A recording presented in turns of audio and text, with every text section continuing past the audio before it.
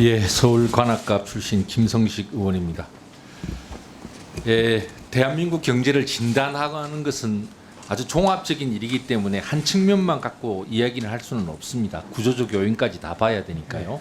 근데 오늘 이제 한은 총재님하고는 주로 이제 한은의 금융통화 정책을 중심으로 제한적으로 논의를 할 수밖에 없습니다. 그 중심에 그 초점을 갖고 질의를 좀 드리도록 하겠습니다.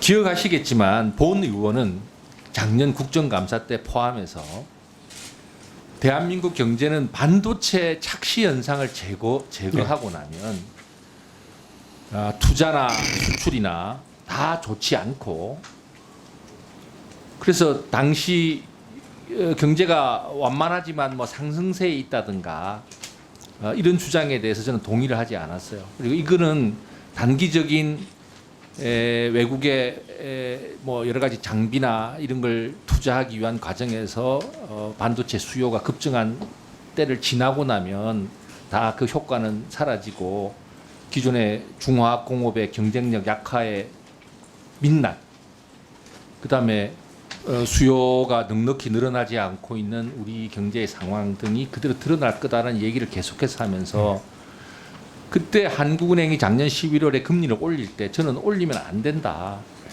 오히려 내리는 문제도 검토를 해봐야 되는 것이고, 그렇게 올리는 것이 그때 한은 총재께서는 금융 안정 때문에 그랬다, 부동산 때문에 그랬다 그랬고, 그 직전에 이낙연 총리까지 국회에 나서서 그 총리가 할 얘기도 아닌데 금리 올려야 한다고 그러고, 국토부 장관도 비슷한 이야기를 하고 청와대 참모도 비슷한 이야기를 하고, 그러다가 작년 11월에 금융 안정을 이유로 해서 여러분이 금리를 올렸습니다. 본 의원은 지금 돌아봐도 그때 판단이 잘못됐다고 생각합니다. 단도직입적으로 묻겠습니다. 지금 2.9% 성장 전망을 하다가 올해 1년 사이에 2.2%로 성장 전망을 낮추었습니다. 대외적인 요인도 많이 있지만 저는 현 정부의 정책적 요인도 있고 또 고질적인 한국 경제의 구조적 요인도 있다고 생각합니다.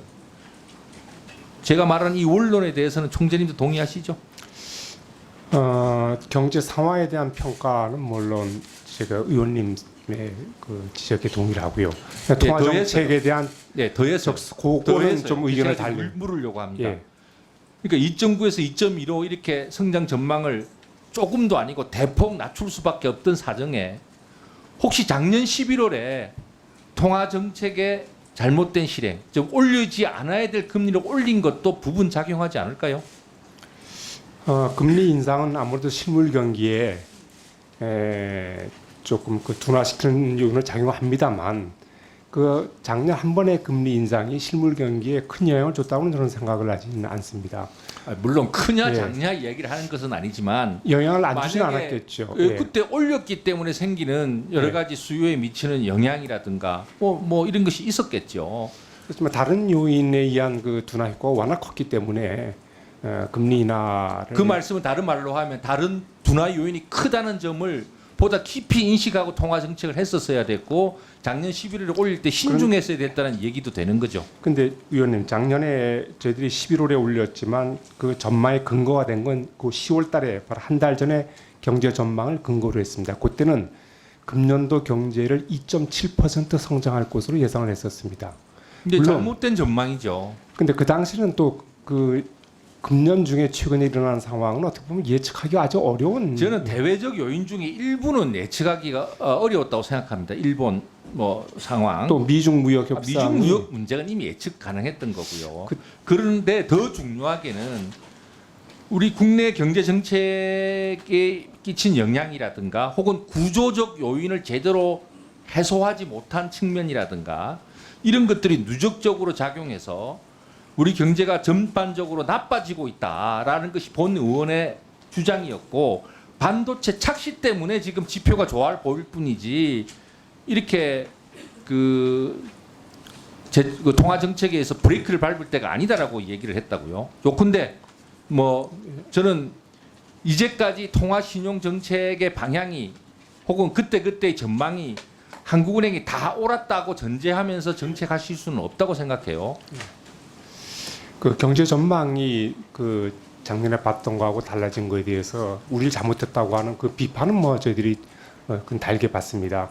그렇지만 어쨌든 저희들이 2.7% 성장을 전제로 했을 때 통화 정책할 때는 그 당시에 작년에 금리 인상할 때 여건을 보면 어떻든 금융 불균형은 높아져 있고 더구나 저희들이 소위 금리 정상화라고 할까요? 어느 정도 빨리 정상화 시켜놔야 다음 경기 둔화 때 대응할 수 있는 여력이 확보되는 거기 때문에 이런 면도 저희들이 고려를 했습니다. 어떻게 보면 역으로 보면 작년에 올렸기 때문에 다시 내줄 수 있는 여력이 생긴 거 아닌가. 그래서 금리 모든 나라 중앙은행이 경기가 그렇게 안 좋아질 때도 어떻든 저는 그 정상화 차원에서 금리를 올린 경우도 있다. 하는 총재님으로서 그렇게 설명할 수도 있다고 보지만 저는 통화신용 정책을 함에 있어서 작년에 한국은행의 판단은 좀 매우 안이했다. 저는 그렇게 생각하고 그 점이 지금 지표가 나빠지는 데 대해 모든 책임을 지라는 뜻은 아니지만 부분적으로 악영향을 준 점도 유념하셔야 되고 그때 금리를 올리면서도 계속 통화 정책의 완화 기조는 유지되고 있다고 말씀을 하셨는데 이번에 잠재 성장률 뭐 2.5%로 수정 발표하셨죠? 예? 네. 그럼 수정 발표한 잠재 성장률로 기준으로 하면 GDP 갭이 역전되는 건데 작년 기준으로 말입니다. 그렇지 않습니까? 네. 그렇게 되면 통화 정책이 잘못된 거죠.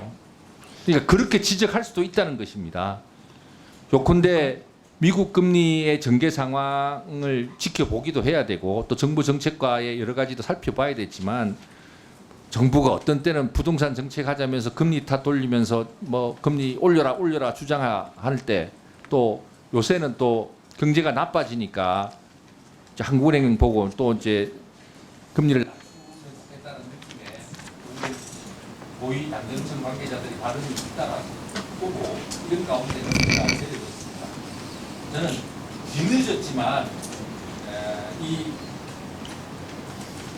이번 금리 인하를 통해서 지난 1년 내지 2년 정도의 한국은행 통화신용 정책에 대한 종합적인 성찰 과정이 함께 이루어지기를 바라고 그럴 때 여러분의